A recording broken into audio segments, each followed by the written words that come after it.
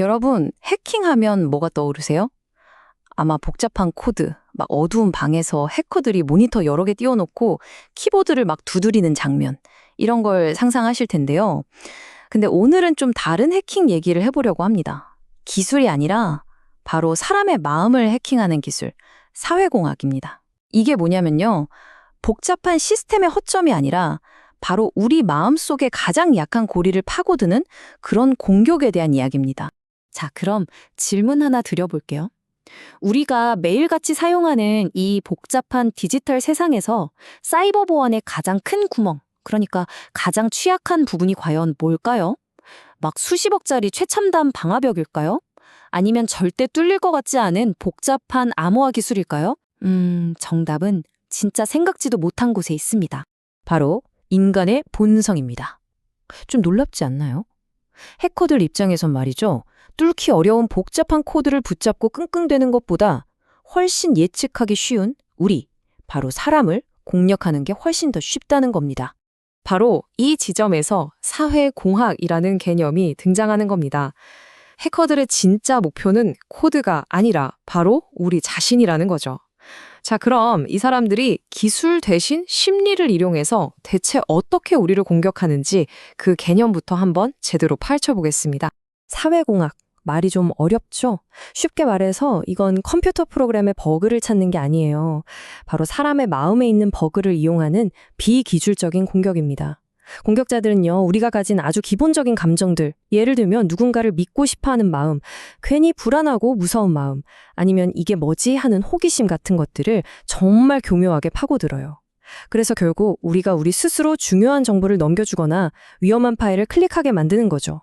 어떻게 보면 아주 정교하게 짜인 일종의 심리 사기극이라고 할 수 있습니다. 자, 그럼 이 심리 사기꾼들, 그러니까 공격자들은 구체적으로 어떤 작전을 쓸까요? 이게 그냥 막무가내로 하는 게 아니고요. 마치 잘 짜인 각본처럼 이미 효과가 검증된 몇 가지 전술, 일종의 플레이북을 가지고 있습니다. 과연 어떤 것들이 있는지 한번 들여다보죠. 여기 보시면 대표적인 수법 몇 가지가 나와 있죠. 첫 번째, 프리텍스팅. 이건 뭐냐면 그럴듯한 가짜 신분으로 시나리오를 짜서 접근하는 거예요. 거의 연기력 대결이죠. 두 번째 베이팅은 말 그대로 미끼를 던지는 겁니다. 길에 떡하니 놓여있는 감염된 USB 메모리 같은 거요. 궁금해서 꽂아보게 만드는 거죠. 세 번째 테일게이팅은 좀 고전적인데 출입증 있는 사람 뒤에 슬쩍 붙어서 보안구역에 들어가는 일종의 꼬리물개 수법입니다. 마지막으로 키드 프로퀄, 이건 뭔가를 대가로 뭔가를 준다는 뜻인데 이거 해줄 테니 저거 내놔 하는 식의 교묘한 거래 제안입니다. 특히 이 중에서 우리가 정말 흔하게 당할 수 있는 두 가지 함정이 있어요. 바로 프리텍스팅과 퀴드 프로퀄입니다. 예를 들어서 갑자기 IT 지원팀입니다 하고 전화가 와서 시스템 점검 때문에 비밀번호가 필요합니다 라고 하면 어떨까요? 뭔가 공식적인 느낌의 신뢰가 가죠. 이게 바로 프리텍스팅입니다. 또 로그인 정보만 알려주시면 컴퓨터 속도 확 올려드릴게요. 이런 제안은요? 솔깃하죠. 이게 바로 퀴드 프로커고요. 둘 다 너무 그럴듯해서 잠깐만 방심하면 그냥 넘어가기 십상이라는 거죠. 아니 근데 듣고 보면 어떻게 보면 좀 뻔한 수법들인데 우리는 왜 이런 데 속아 넘어가는 걸까요? 자, 이제부터는 공격의 방법을 넘어서 그 공격이 먹히는 이유에 대해 좀 더 깊이 들어가 보려고 합니다. 그리고 그 답은 놀랍게도 우리 마음속에 있습니다. 정말 궁금하지 않으세요? 왜 이렇게 어떻게 보면 단순한 속임수가 우리한테는 기가 막히게 잘 통하는 걸까요? 공격자들은 대체 우리 마음속에 어떤 버튼을 그렇게 정확히 알고 누르는 걸까요? 이 질문에 대한 답을 찾으면 사회공학의 진짜 핵심을 이해할 수 있습니다. 공격자들이 누르는 버튼은 바로 이 네 가지입니다. 신뢰, 호기심, 두려움, 그리고 도움을 주려는 마음. 생각해 보세요. 누군가를 믿고 궁금해하고 위험을 피하고 싶고 곤경에 처한 사람을 돕고 싶어하는 마음.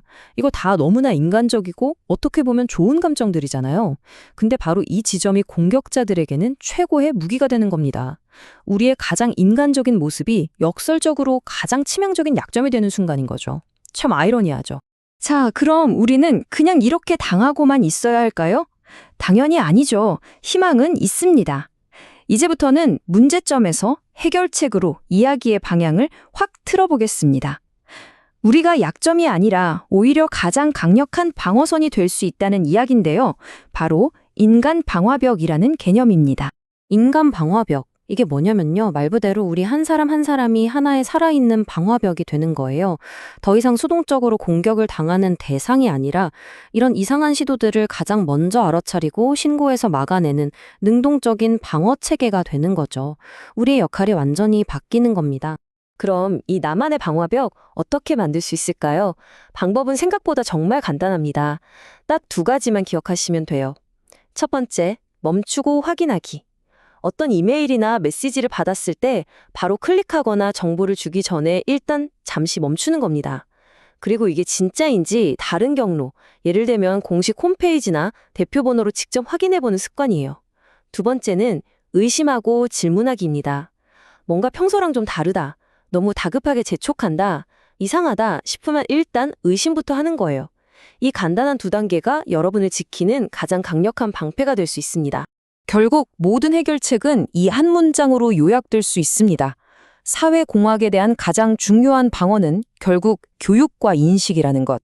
우리가 이런 공격이 어떤 원리로 작동하는지 이해하고 뭘 조심해야 하는지 정확히 알고 있을 때, 그때 비로소 진짜 안전이 시작되는 겁니다. 어떤 비싼 보안 프로그램보다 이게 더 중요하다는 거죠. 자, 오늘 준비한 이야기는 여기까지입니다. 마지막으로 여러분께 이 질문을 하나 던지면서 마무리할까 합니다. 기술은 앞으로도 계속 눈부시게 발전하겠죠. 하지만 이 모든 공격의 근간이 되는 인간의 본성도 과연 변할까요? 이 질문을 생각해보면 사회공학이라는 위협이 왜 앞으로도 사라지지 않을 것이며 이 디지털 세상에서 우리 한 사람 한 사람의 역할이 왜 그토록 중요할 수밖에 없는지에 대한 답을 얻으실 수 있을 겁니다.